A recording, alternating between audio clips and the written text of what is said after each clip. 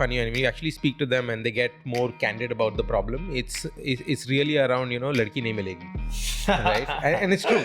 You might laugh. Surely MSP is just keeping certain farmers that are inefficient alive, right? I say all the good stuff comes from agriculture. All of your alcohol, of your tobacco, all of the clothes we wear, right? All the perfumes you wear. People, I feel, are shooting themselves in the foot without really understanding the concept of GMO.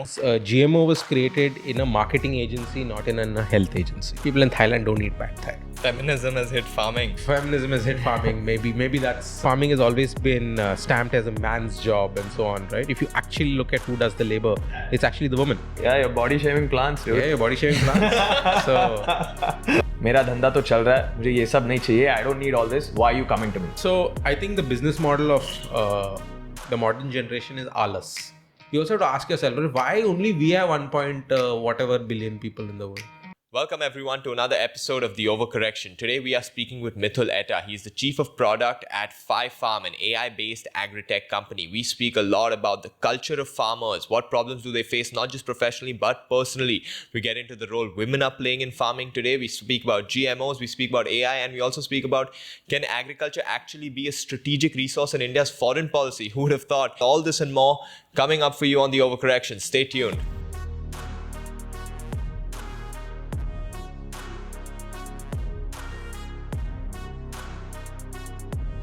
So you have met with a lot of farmers on ground. Yeah. It's part of your daily job to be meeting with these people. They pay our bills, so. You expressed earlier that people don't want to be farmers in this day and age. Yeah. So if you go through rural India, you will hear this. It's more of a feeling, and in some cases also articulated as such. Ki kisan ka beta kisan nahi banega.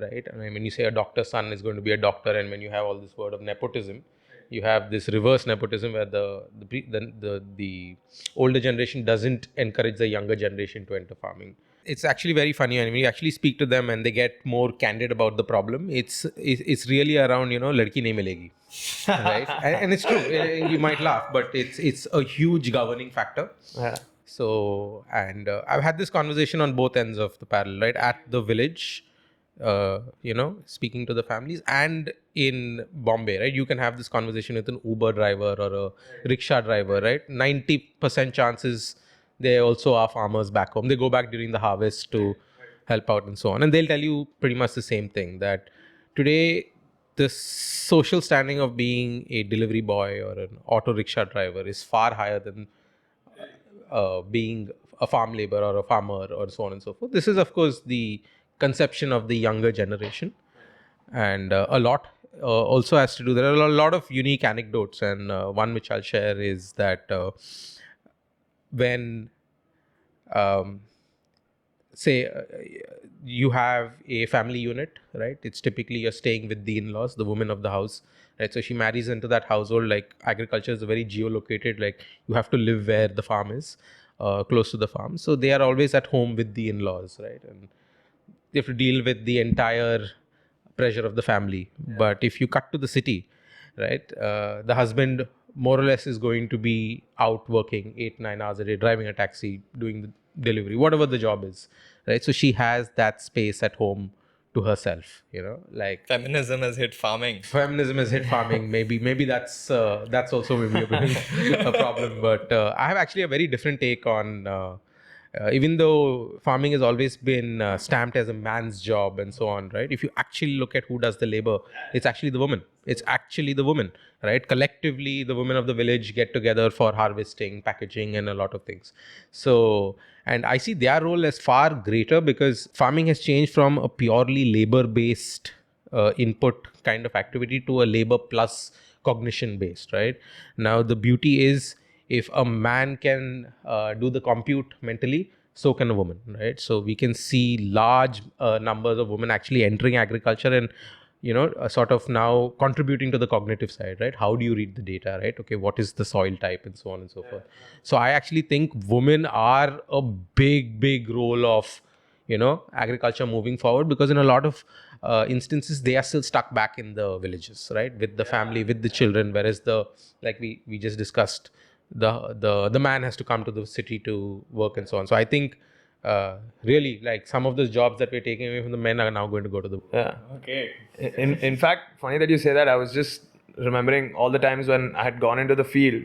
When I was working in consulting, we were working on similar project with the different milk federations in the country. Yeah. The milk we have Almost today is a product of exclusively. women, Yes. not because of the men. They're the ones Almost leading the show. exclusively, the milk procurement network depends on women. Women, yeah. Almost exclusively. And I think sunrise skill sets as well, right? Completely new skill set that didn't exist. I'll give you a beautiful example. So the government has just launched something called as the Drone Didi program. Yeah. Right? You guys have heard of it, right? Fascinating Which program. is so amazing because today, so drone is used for foliar spray. Foliar spray is what you spray on the leaf, right? Not on the ground, it's on the leaf. So it's usually, again, a man's job. He wears a heavy backpack with the spray and he walks around and he sprays it and so on and so forth and so on. Today, the drone industry or the drone technology is completely eliminating that industry. There is no gender requirement to fly a drone.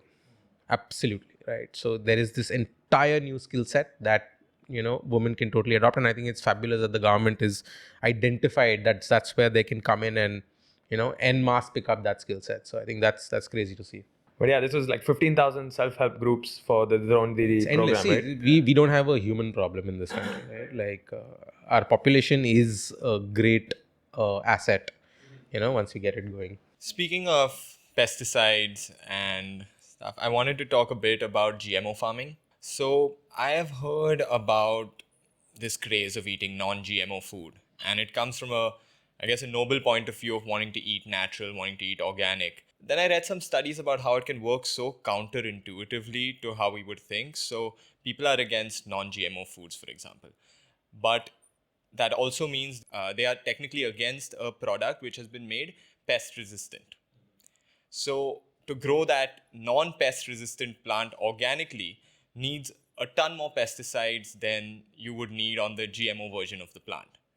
So people, I feel, are shooting themselves in the foot without really understanding the concept of GMO. There's this idea that GMO is this new technological thing, while we have been crossbreeding plants since the beginning of agriculture. We've been crossbreeding everything, just FYI, right? Yeah. We had the wolf, now we have the chihuahua. Yeah. And that's also GMO in some sense, right? So natural selection, as they call it. So what is your take on GMOs in India? Can they help our food problem? Can they harm it in any way? What are the two ways of looking at it? So I think the first thing we have to acknowledge is GMO was created in a marketing agency, not in a health agency, right? So like the word exotic, I think it has been used, abused, and misused en masse. Okay, so that's one. And I think it is to be acknowledged that a lot of these problems are caused by half-baked marketing, right? A label saying non-GMO then certainly puts into the mind of the customer, oh, if he has put non-GMO, so is GMO bad, right? So there is a lot left to interpretation, right? We'll come back to, or we'll try and separate the technology from the way the technology is used by the human being, right? So let's look at nuclear, which is, I think, an easy go-to technology, right? So we all know how destructive it is, right? And humanity has modulated its behavior around the destructive power of nuclear technology, right? We don't have big wars, we don't bomb each other. We do, but not at the scale that we used to. And on the other side, it is one of the cleanest, most amazing sources of near renewable natural resource. I think a must-have for the climate it's fight. It's fabulous, right? In the climate fight and so on. But some people used it destructively, some people used it creatively, right? Same thing with GMOs. Now, if you look at the history of breeding, right? Seed breeding or plant breeding, even animal breeding, right? Today you have more productive cows because we have been selectively breeding them, right? Like I said, you have the Chihuahua today because somebody decided that the wolf was not good enough. Let's get to a Chihuahua. In a more sort of present example, right? You can, and this is also sort of common knowledge, myth, whatever you want it, right? The banana, the original banana would have killed you if you ate it, right? You couldn't eat it. But over thousands of years, they bred it and they bred it and they bred it to, you have a beautiful Cavendish yellow banana. Didn't happen in the last 10 years? No, it happened. It's like, no, so I'm saying the history of South, I mean, this is a political conversation, but history of South America is basically banana politics, right? So you've heard the term banana republic. The reason why that term was coined because all of South America was just looked at this place where you grew bananas, right? So the banana republic. So yeah, bananas have a huge role to play globally, right? In like modern geopolitics In as well. modern geopolitics, and also throughout the development of these countries, right? So, and the Philippines and so on and so forth. Interestingly, on the same point, I remember also reading that the desire for this big, solid banana is driven entirely by the West. Yeah. So in India, where you have your Yeleka banana and the Yeah. small ones, We which have so actually many varieties, Yeah, we have yeah. so many varieties, but they basically grow that big one only Yeah. to satiate one country's demand. Correct. Right. So now they have like a surplus of these See, bananas. you have to also understand that if you look at global economics, right, most of the countries with the power of consumption don't have the ability to grow half the things that they consume, right? You go north of Africa, right? What can Europe really grow? Right? Okay, south of Europe, yes, you have the Spain and the France that has that bit, but the rest of them, right? And they're very rich countries and consumption-driven countries. They can't grow a lot, right? So they are dependent on the rest of the world to grow things. So, like you're saying, right? Why do we all grow Cavendish bananas? Because there's someone sitting in Europe who's like, oh, I want to have a banana like 365 days a year. So my prediction is that's what's going to happen to Alfonso mango, right? We are moving towards commoditization of Alfonso mango. Like in 3 years, so I don't know if you all know. I'll give you the parallel of pad thai, right? People in Thailand don't eat pad thai. Yeah. It's created by there's an entire, you can Google it, right? Like the government of Thailand, right, created pad thai as a way to export their cuisine and culture. Interesting. Right, so marketing it's food. it was born in a marketing room, not in a chef's kitchen. Not in a kitchen. Right, so I feel, or my prediction is that that's what's going to happen to Alfonso mango. I actually ordered pad thai when I was in Thailand, and it was nothing like. Yeah, very average. It was like the Indian pad thai is better. much better. Yeah, like Indian Chinese, right? Infinitely better. Yeah. How much of the West and Western conceptions of farming do you see affecting even our understanding of farming today? I think a lot, right? I think there is a great disservice that the West has done in, and you can't blame them. It's just a nature of our consumption habits as well. Like America is good at one thing, is selling their problems as the world's problems, right? So now we all think we have an American agricultural problem. We don't at all, right? Like our system is very resilient, right? Our people eat more than potatoes and lettuce, right? Thankfully, right? You go to the south, there is an entire cuisine there. You go to Maharashtra, there's an entire cuisine there. So we have also biodynamically segmented our cultural habits, right, to be able to work with that environment, that agroclimatic zone to a great degree. See, the other thing is, right, we've somewhere divorced the fact that agriculture is also a business, right? Just like you have a kirana shop, you have an ice cream shop, it's a business, right? So at some point of time, the laws of commerce are going to take over. So if you and me are both farmers, I'm being more productive than you, I'm being more resource efficient than you, at some point of time, you are going to get eliminated from the race, right? The issue in India is such a large number of people are in agri and agri related activities, that there are lots of subsidy systems and government systems that is inflating a market that is outside of the economic principles, right? Because otherwise supply demand should have eliminated all the inefficiencies over a 20-30 year period. Yeah, surely MSP is just keeping certain farmers that are inefficient alive, right? Yes, right. It's also over incentivizing somebody, right? There's no innovation in agriculture because like whatever I do, I'm getting the same price, right? Because it works both ways, remember. Right. So that's a challenge, but policy has always been a problem in agriculture.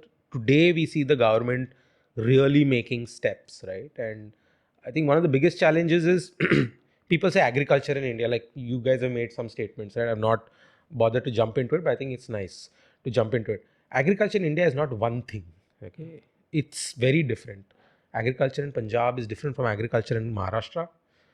Assam's problems of agriculture are very different from Bihar's problems, right? So when we paint with a broad stroke, we tend to put everybody in one bucket. Today, I have 130 million farmers in India. That's a country by itself. I think 12th or 13th largest country if you look at them as in pure population mass, right?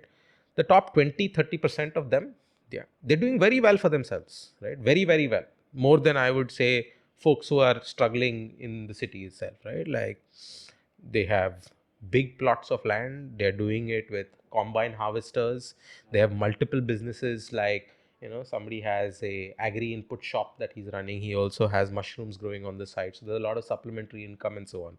So there is a large segment of farmers who are running this as an agri business, successful, profitable agri business, right? Because people also mistaken agriculture for food only, right? I say all the good stuff comes from agriculture. Think about it. All of your alcohol, all of your tobacco, all of the clothes we wear, right? All the perfumes you wear, right? All the good stuff comes from agriculture. Everything at some point had to be grown in the ground for it to then, become a product that you and me use. I mean, people look at the box that you order a burger from Swiggy. That's also agriculture. The box is agriculture. Yeah. Then the food inside. So there are people in every sort of commodity and they're doing very, very well for themselves. Yeah. That's one side. And I think that also should be acknowledged, and we should celebrate and be proud of the fact that, there are very big, successful success stories in agriculture. So we can get out of this, mindset that, and I, like we've spoken before, right? Like this altruistic paintbrush that the West has used to paint the Indian, Garib Kisan. Garib The poor Kisan, poor and struggling farmer. it's become a political plank where the Garib Kisan is, the main thing and so on. So I think while we have to acknowledge that, yes, there is a huge population that needs our help, that needs to, be supported, there is also a massive population of farmers where you should serve as an inspiration, right? They're doing a fabulous job. And like, think about it, right? 1.45 billion people eat. I mean, I wouldn't say everybody, I wouldn't paint with a broad stroke, but a lot of us are able to eat 3 meals a day very, very comfortably because some supply chain is working and bringing that food to you. In fact, I remember this maybe now is a slightly outdated statistic, but for the longest time, I believe someone in the auto loan lending industry was telling me the state with the highest purchase of BMWs, Audis, and Mercedes were actually in agricultural areas in Punjab. Yeah, absolutely. Right? So, a statistic you would not expect when you look I'll at give how you it's another one, right? reported on. One of the first service centers for Mercedes-Benz was in Kolhapur. Right? Kolhapur, of all places in the world, Yeah, right? Because exactly. there was so many, that belt Yeah. of agriculture is doing so well and continues to do so well. That is quite remarkable. And I think highlighting these farmer stories will address another problem you spoke about before, which is about how farming is not looked up to. At all. So maybe if we didn't just talk about the poor farmers and spoke about these inspirational cases, there would be some desire for educated people to get into farming, to lift the industry up. It seems like a lot of other industries have been, how would I say, they've Popularized. been popularized. Glorified. Popularized. So I think agriculture is having its moment in the sun, right? I think also primarily because you have this new sector called as climate. Everybody decided the climate's important. At least from where I'm sitting or standing, I mean, I don't distinguish between climate tech or the climate industry and agriculture, right? Because it is the largest. Climate tech is just sexier, right? Yeah, it just sounds nicer, right? It's like non-GMO. Yeah. Right? We used to call it organic, right? Yeah. Good old fashioned, right? And ironically, organic is what, like, when you just don't mess with the plant, that's what you get, right? So today you pay money to get a plant that's not. So coming back, so yes, so climate tech has gotten some of that coolness factor now, and suddenly everyone's a climate tech founder or a startup or whatever. How close are climate tech and agriculture related? Are a lot of the climate issues through agriculture, and that's where the connection comes? So it is the one industry that is almost entirely dependent on the climate, right? Like if you want to manufacture, say, this table, you're not dependent on the climate, right? You can do it within a factory and so on. Agriculture, almost entirely dependent on the climate. So every time the climate shifts, you continue to lose certain productivity. Agroclimatic zone shifts, right? Like, and a tiny shift in the climate can have disastrous results. I don't know how clued in you all are, but last year we lost 40% of our rice production, right? Because of monsoon. Not because it was delayed, because what rain we used to get in, say, I think 90 days. They were considering export bans. Fact check. Yeah. They did an export right? ban, And all the right? NRIs, Yeah. they were fighting over basmati rice. Yeah. I Right? remember. So luckily we didn't feel it, but some people felt it in the world, right? Yeah. And that's also the problem or that's the unique issue with climate, right? The cause and effect are not geographically co-located, right? You do something here, Kiribati suffers, Yeah. right? Somebody in America does something, somebody in Europe suffers, right? So it's very distributed, right? So it's a problem at a humanity scale, right? It doesn't matter who's screwing it up, we're all going to pay for it one way or the other. So, and it's an impending problem, right? Like we're all looking at what's happening in Bangalore, right? Yeah, Tech yeah. capital of India, all of these type of things, they don't have water. to drink or wash themselves. So But speaking of like climate impacts, one area I was just reading a shocking statistic, and I want to get your take on this. Sure. So in India, still significant chunk of our farming focuses on flood irrigation, Correct. right? Which is extremely water intensive and coupled with old colonial laws that basically allow for an insane groundwater depletion, right? Which without enough there time is for no recharge. law that. So how do you govern, right? So the classic challenge of India is we have the biggest constitution, the most well-written laws, but absolutely no way to enforce them. Correct. Right? So my question on that was what role will companies like yours have in maybe solving that water element of at least that damage, right? So let's talk about irrigation, right? As a thing. So flood irrigation is where you do nothing, right? Like you have water, you flood it. Like it's literally that simple. But over the last, I think, 2 decades, we've done a great job in introducing drip in India, right? All credit goes to the Israelis, right? Even though the technology is as simple as taking a pipe and poking holes in it. I don't know why we didn't figure it out, but for whatever reason they did. And frankly speaking, you must thank the Israelis because their technology today feeds almost like 1/3 of the world, right? Like drip irrigation is Israel's soft power policy, right? They control so much irrigation across a tiny country, 7 million people. There are more people standing at Kurla station right now, right? Then there's all of Israel, right? And those buggers have figured out how to irrigate the world. So, and Israel has always been up against the elements, right? There's no water. You're in the middle of a desert. Your neighbors hate you. One side is the sea, right? So you've had to innovate in this pressure cooker kind of a situation, and you've really brought out something. Yeah, so drip irrigation I think is fabulous, right? And it's such simple technology, and it's technology. People often, like, even when I speak in the agri-tech space to VCs and all of that, they dismiss drip irrigation. What is this? I said, but your solution has to be viewed in context of the problem, right? Just because it's not cool, just because it doesn't have an AI system, doesn't mean it's not solving the problem, right? It's the equivalent of, opening a bottle cap and pouring the water out and just poking a hole in the bottle cap and dripping, right? One is obviously more efficient than the other, right? So, so drip has taken off very well in India. A lot of the crops have started to use drip. It's expensive, right? And there is also the problems of leaching microplastics because there's so much plastic that you're putting into the ground, right? The drip lines and so on, the hot sun, all of those factors do contribute. I wouldn't say they're ultra sustainable, but from a water resource management standpoint, it's fabulous. You're saving 50-60% of the water, right? Now, coming to your question earlier, what role are we playing, right? So the fundamental role that we play, or like what I like to say, is we convert things into numbers, right? Primarily, we feel that until we digitize a farm, right, we are not going to be able to get very far. Now, there are a couple of reasons for this. Today, the farmer has come online, right? You've reached digital parity with the farmer. That means he's seeing the same 20 reels you're seeing, right? He's also seeing the same stuff on Amazon you're seeing. So he's reached that digital parity, right? Farmers out there, subscribe to the Overcorrection. I'm sure they do. I'm sure they are. They will now. That's correct. So they've come online, right? Now, the fundamental thing is all of the companies today are very focused on collecting information, running some kind of computer analysis on it, and telling the farmer what to do, right? But we've learned already that the farmer today is not able to take that action and insight and convert it into action. So at a first principles basis, what we do is we look at the farm as its own entity. Okay. Farmer separate, farm separate, right? Farmers come online. Now we're bringing the farm online, right? So the farm today is governed by pumps, motors, valves, all of these type of things that control water and fertilizer and so on. So we've connected all of that to the internet. So now we can see the farm, and we don't need to ask the farmer what's going on the farm. The farm is telling me, right? So our internal company motto is, in math we trust, right? Because like I said, we want to convert everything into a number. How long did your pump run? How many liters of water went into this thing? What is the soil moisture?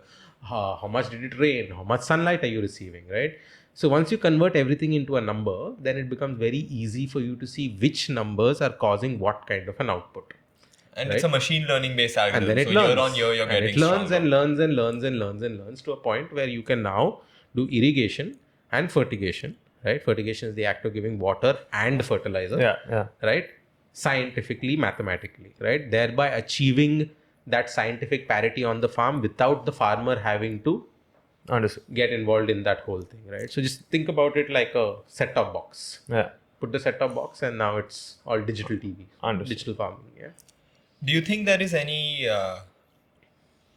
indigenous knowledge that farmers have that might be lost due to things like this? Yeah, actually, tremendously. So, our farmers are what I refer to as sense literate.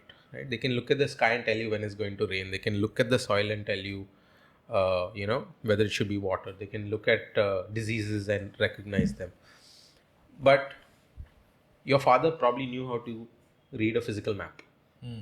Do you know how to read a physical map? In theory, but Only in theory, right? Same way. The generations coming now know all of these things in theory, right? Because they've not practiced it over decades, right? That sense is not developed. So we have lost some of that as a natural disinterest by the next generation to get into farming. That's one. Secondly, climate patterns are changing, right? So earlier, for long stretches, it was very predictable. Oh, summer is 60 days and it's going to rain on June 14th, and you knew largely, right? Now things have changed. So now what do? The data set has changed. So all of the heuristics that you built up as a farmer or your family's legacy of farming is not as useful anymore, right? Number two, farming is a compilation of hundreds of variables, right? The soil, the plant, the seed variety, this, that. It's humanly impossible for someone to run that compute, right? So, and the last piece that I would say is it is a fundamentally iterative process, right? That means you do it once and then you measure the results. You do it again, you measure back, right? And then you see the delta. Oh, this is working, this is not. And then it keeps going. If you don't fundamentally store the data, how do you do that? Right? So these are certain things that AI can solve perfectly for, right? AI is very good with numbers. It's very good with, getting lots of data and learning from it, right? So it's specifically suited to solve some of our agriculture problems. Yeah. I have a harder question for you. Sure. Right? Everything you've said right now, great. For Rohan and I, especially great. You're talking AI, what is the difference? You're going to be more efficient, sense literate versus, theoretically literate. All this is great. But we are, elite, educated Indians. Sure. What is your pitch to the farmer when you go to him and he's like, yaar, mera dhanda to chal raha hai, mujhe ye sab nahi chahiye, I don't need all this, why are you coming to me? How do you tell what you just told us to him? How do you communicate that message? Right. So I think the business model of the modern generation is alas. Alas. It's Okay. alas, right? Yeah. Laziness. Right? I used to go, like your mom would yell at you, go bring bread, you'd go and bring bread. Now your mom yells at you, what do? You call for a Swiggy guy. Yeah. Right? So labor has been, or effort is now commoditized, right? You can put a value to it. Like today when I have to go buy something from the shop, I'm like, oh, it's going to cost the guy $20 to go get it. But if I have to go get my car removed from the parking lot, go there, pick it up, whatever, I run the math and like $20 is easier. So if you look at agriculture today, it is an incredibly manual process, right? If water has to go into the field, a human has to walk up and turn the pump on at a fundamental level, right? And he has to do that every single day, right? Our promise is very simple. Mobile से आपका farm बंद चालू कर सकते हो, right? So the same alas that affects you and me and the Swiggy or Zepto example, why should somebody get up, right, and walk 30 minutes in knee-deep, muck, go and turn on a pump, right? It can be done by pressing one button on your phone today, right? So that's that sort of quantum leap in this thing. And the farmer is receptive to this message when you tell Absolutely, it? right? So again, like I said, I'll come back to the business logic, right? If there is a piece of tech, we'll take UPI, right? Like say you're a chai wala, right? Today, what is the workflow? I come, I ask you for chai, you serve the chai, I give you 10 rupee note, you will dig into your bag, remove the 3 rupees because for whatever reason you priced it at $7, one random figure, and I have to give you the 3 rupees, right? So the amount of time it takes me to give 3 rupees, I could have given 2 more chais. Well, you paid on UPI, I didn't bother on the change, right? So fundamental efficiency has gone up, right? So that means your business, if you're selling 6 chais in an hour, you're selling 12. You can't argue with that. It's math, right? In math we trust. So same logic in the farm, right? Our devices automate a lot of process. What takes hours takes minutes now, right? What you did every single day is now just a one-time setup and it happens. See, also remember one thing, right? The farmer is always fighting against the clock. That means you need power to run a pump, right? Three-phase power is not always available on a farm. So Correct. he gets about 500 minutes of irrigation in a day, right? The 500 minutes is not all given to you, say 500 minutes, right? 100 in the morning, 200 in the afternoon, 200 in the middle of the night, right? So how do you deal with that? If it takes you 30 minutes to just walk across the farm to go and turn on a pump, Yeah. 30 minutes is a big amount of time and you have just 500 minutes to play with, right? So just to be able to maximize that, systems like these play a huge role. Awesome, man. So I had a couple more hard questions. for you. Of course. That's what we're here for. right? So I want you to think about what you're doing now.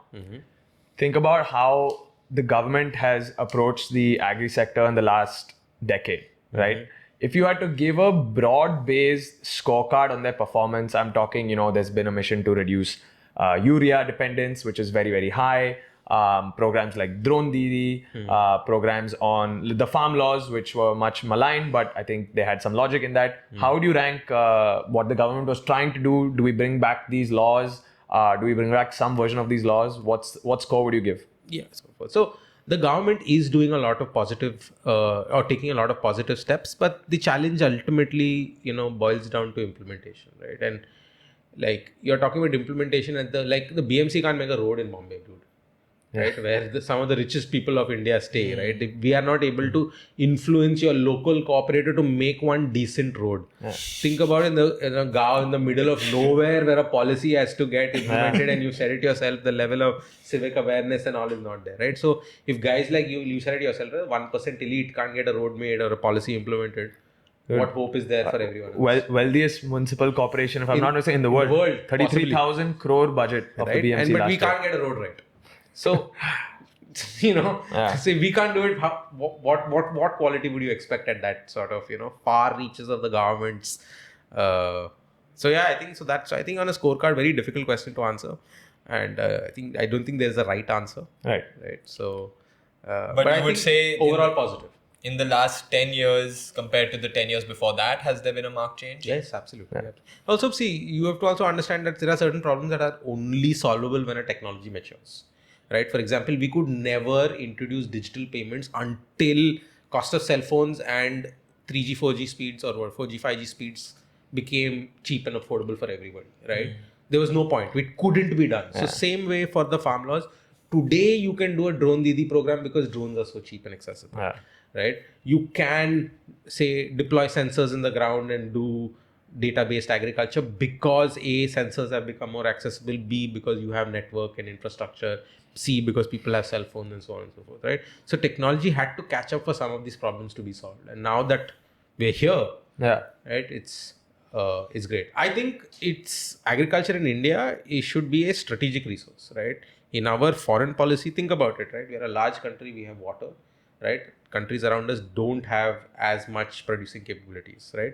I'm not talking about Pakistan, I'm talking about the UAEs of the world, the Eastern Europes of the world, right? We can be a strategic powerhouse or a food bowl for the whole world, right? We can control, foreign policy, soft power through our ability to produce food for these people. We do it for vaccines so beautifully. Yeah, absolutely. There's no reason why we can't do it for food. On that same line, and again, this is touching on what Rohan had mentioned earlier on the colonial aspect or the decolonial aspect. I feel like similarly, there's a wealth of knowledge. Say now this government has been pushing on educating people about millets, right? And when I was in the field, and I want to know because because of your work, you have an even closer touch with the farmers. Yeah. They were at some level not, there's this pride that has come up. I've seen at least recently on millets, indigenous rice. I know there's such a demand in rich cities for like polished rice that's basically stripped of all the nutrients. Correct. Right? So when you're engaging with these farmers, is there this revitalization of pride on indigenous food grains and the rice that you're using? Oh, this is, in the conventional market, it would have been considered bad. But, let's start getting Rajbhog rice out to the market, right? So what's that dynamic? How's that dynamic been playing out in your interactions with farmers? So I actually come back to point number one, farmers is not one category. There are lots of different farmers. Unfortunately, I don't get the opportunity to work with grain, rice, millet farmers, right? We work more with grapes and sugarcane, tobacco, cotton, larger crop. They're more prone to, more of on the business side of things. Yeah. But I'll tell you one thing is that by reintroducing some of these strains, right, we are maintaining our biodiversity and our nutritional security, right? Right. Because you need to have a diverse set of things, right? That's why the Maharashtrians eat, couple of different types of thecha, couple of different types of bhakari. They've right? always been having bajra, for example. For right? always, right? Yeah, But now nobody it's else, hot. Yeah. now it's hot. Suddenly, like, oh, let's all eat bajra rotis, right? Yeah. So they've been doing it, right, for a very long time because they recognize that hyper locally we can be self-sustained, right? We are eating as per the season, and generations of our people have been surviving on this diet, right? It is today some white chick has come and told you, oh, let's eat millet because it's got whatever, right? Yeah. And suddenly everybody wants to eat millet-based diet or whatever it is. So I think it's that hangover, like you said, right? Colonial, like that. Taking a crap on our own culture was like what the 90s was, right? Where anything Indian was not cool, anything American is or whatever Western was cool. Yeah. I think that has changed fundamentally. There are a lot of flag bearers for our own indigenous products, our indigenous crops, and so on. And I'm talking about agriculture, food, and so on and so forth. So I think one is, of course, the power of distribution and visibility, right? Yeah. Like earlier, only the American corporation had the money to push their culture out, right? Today, this podcast costs nothing, and now hopefully people have learned a little bit more about agriculture and maybe inspire one out of the many people to, even consider a job in it. So because we have reached that parity of distribution, right? Anybody can point a camera at something and then it's content.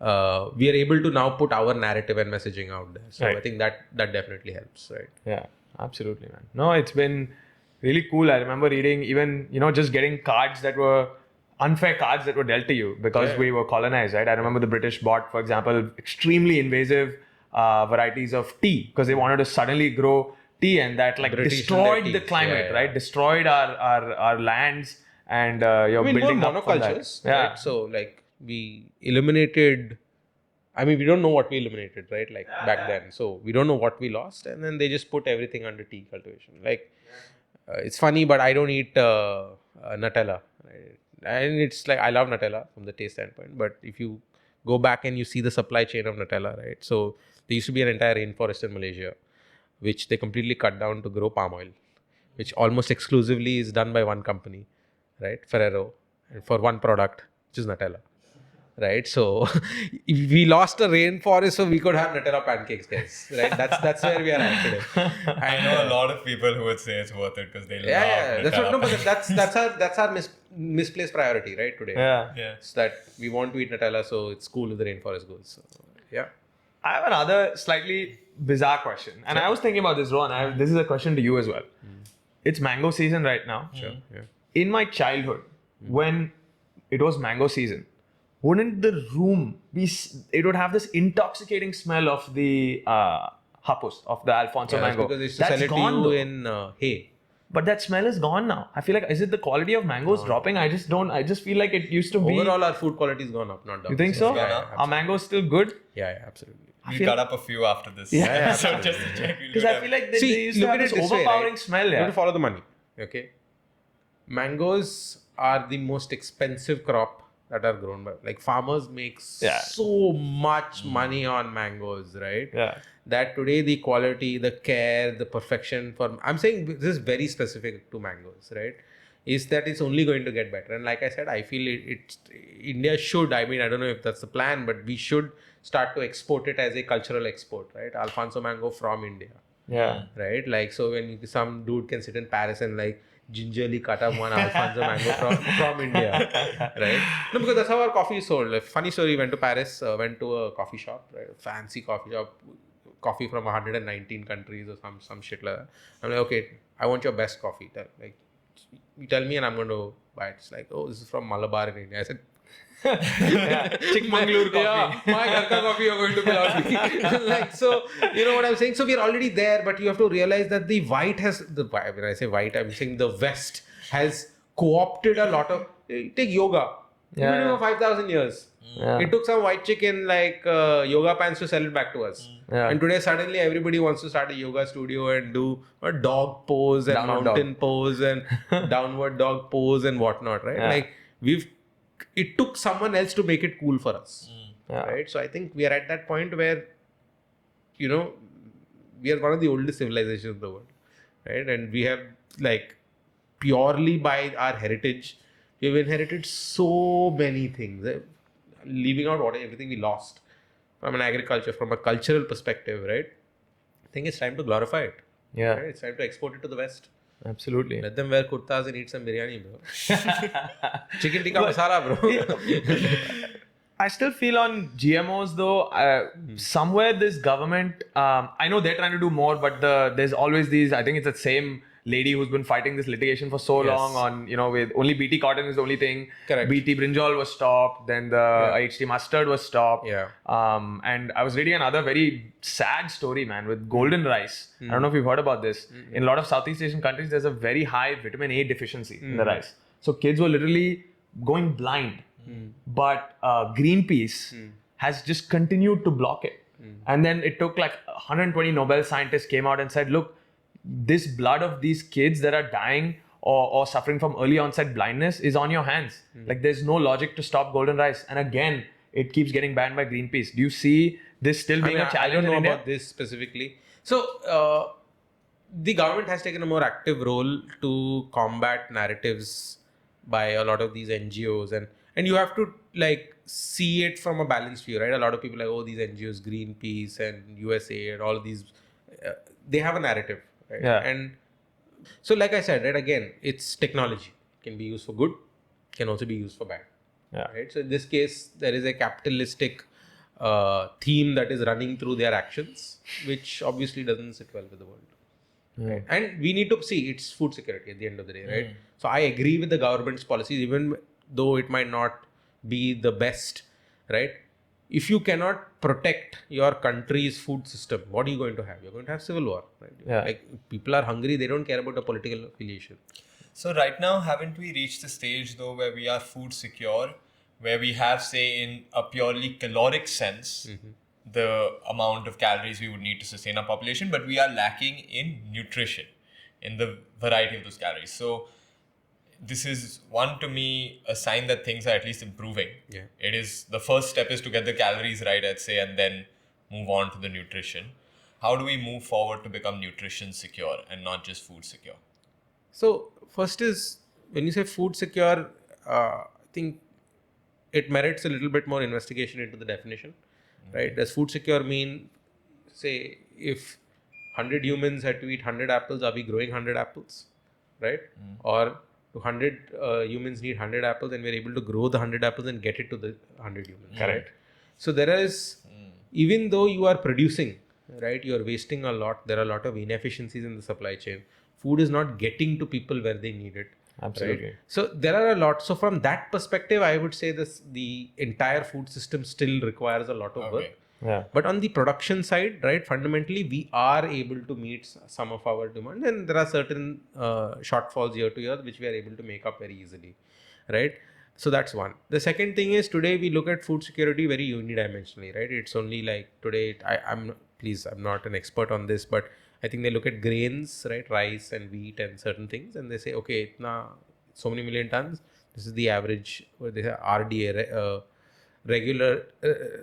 regular dietary allowance. There is like a guideline on the back of. Yeah. There is a guideline, right, and then say that okay, this much tonnage of production should go towards this much because this is the average consumption, and then they run the Excel math and they're like, food secure, right? But you don't even eat rice and wheat, right? Yeah. Like So this is actually in one of those cases where in math we trust, but also read a little into the data. You have to go a little deeper, right? So I don't believe that all the sort of food groups, all the nutritional elements today are grown equally and distributed equally and so on. So in that sense, no. But if push comes to shove, can India feed itself? 100%. Yeah. No, you're right though, because see, at the eve of independence, we were at a shortage, we were importing. We're not impossibly shortage, right? Like it was crazy. So we're not in that position. We're in a surplus, but we're still having starvation, which means there's a supply and distribution problem. Yes. Right? So even surplus, right? Certain commodities you're in a surplus. Yeah. You're not in every single commodity. And I'd say we're more in a surplus on grains. Great. In fact, where there's been a big storage issue. I was reading about two things talking about storage. They were saying that cold storage is an issue we've always had, right? With a lot of crops. we use potatoes. We Correct. store potatoes in our cold storages and flowers, not anything else. So. And they came up with like a very good idea that, look, what is one place that will almost always have a constant supply of energy? It would be your train station. So what this government has done is, they've introduced Kisan Rail and cold storage facilities at the train station. Correct. So that, there will be places for farmers to have better cold storage facilities so that they're not losing out on crops. So, a lot of interesting innovation on... So there's also subsidy on solar cold storage, where you can bring the cold storage to the farm, right? So you don't lose, because see what's happening is, as soon as you harvest, right? What's the meaning of harvest?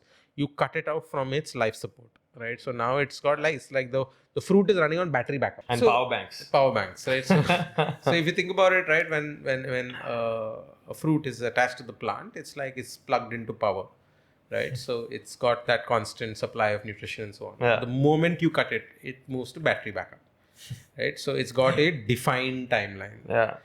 If you're unable to bring it to the point of consumption, right, within that time, it goes to waste, right?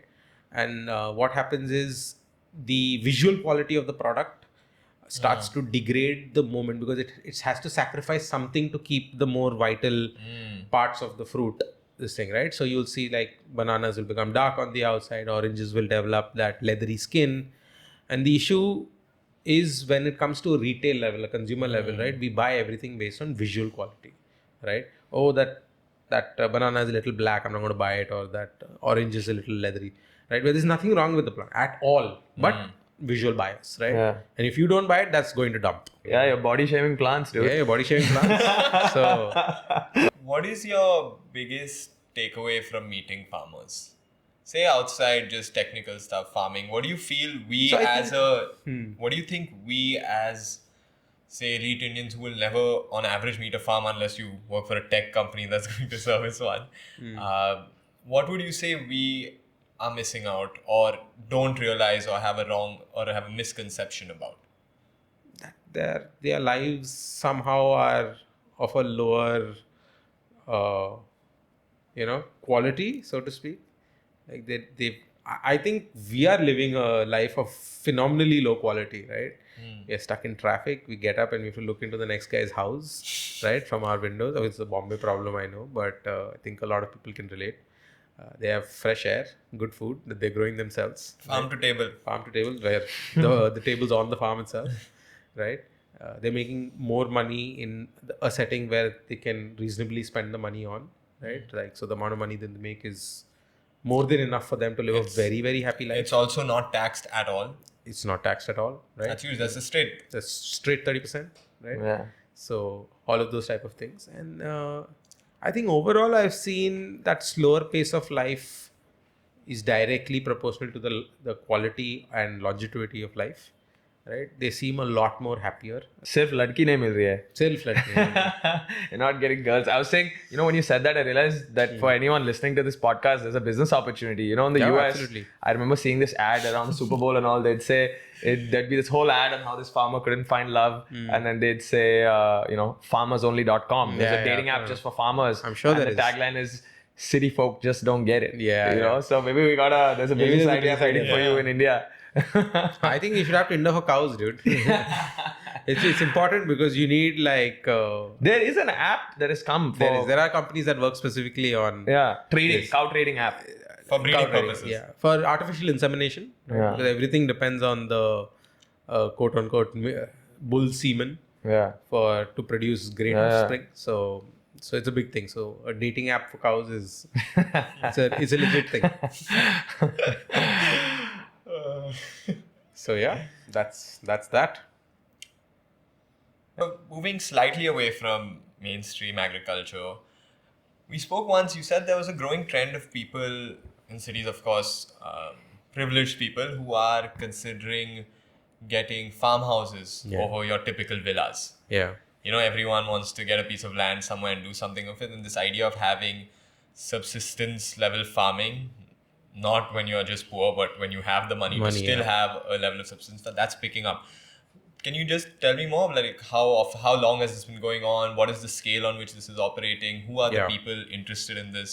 So I think there are two categories, right, of what you are referring to, right? So the ones who do it by choice and ones who do it because, well, they don't have any more choices, right? Or not, they don't have choices. This seems to be the best choice. So one is, I would say, the top 1%, 2%, right, who have the money, who have the access. Everything is an abstraction of capital, right? I can buy the land, I can hire a farmer, and I can grow my tomato, I can grow my potato, and then make my own bhajieto, like, like farm to table and so on, right? And those are the rich people who don't view it as a profession or it doesn't need to be self-sustaining. It's more of a luxury. It's thing. Instead of a villa with a pool, it's a villa with a farm, right? So as simple as that. I believe there is another huge growing trend where, say, you have people who worked in Bombay or one of the cities, right? 10, 20 years, they worked here. In the other side of 40, they've made enough money. They don't see the city life for them, right? They need an exit, right? The exit from the matrix. What does that look like? So I see a growing trend of those people moving, or what they call reverse migration, right, to farmland, setting up like a homestead and doing lots of things like soap making plus pottery plus growing something plus agrotourism, so like a little farmstead that is very, very sustainable, very, very sick, and they're able to make a good thing out of it. So I see a huge trend, and I feel that's a business model because people are going to want to escape, and there's one guy like showing you how to escape. Yeah. So I think that. But what I love about it though is, at some level, farming and people in farming will always be there. And I was just thinking about it. If you look at it from a science fiction lens, whether you're reading a utopia or a dystopia, what does that world always look like? It's always, so in the utopia, the life has gone so good that people want to go back and be in the farm and live a good life. And in a dystopia, people are back in the farm because that is the only job that is going to save humanity. Or that's what is collapsed and caused the dystopia. Correct. Usually it is that. So at some role, farming, I think, will be the future. And, so I think so the good thing about capitalism is, right, like there are ways to solve every problem in this world, right? So we were having this discussion. This is what happens tomorrow when we lose our farmland, we lose our natural resources, our soil is no longer productive, whatever the issues are, right? We reach this doom and gloom situation, right? Some smart ass startup will say, okay, here's this goop. It's got all the nutrients that a human body requires, and you just have the goop every day, 3 times a day, and we're good. Yeah. So keeping humanity alive and wanting to eat like, Avocado toast or mutton rogan josh, 2 very different things, guys. You want to keep humanity alive, we can all eat goop. Yeah, or like in Snowpiercer, you can have the bug bars. The bug bars, that's a very good analogy. High protein, right? So alternative protein. It becomes the only protein at some point. Insect protein is genuinely on the Very, rise very right good. now. People are talking. But I'm saying it's largely unnecessary if you ask me, right? Chickens are good. They taste good.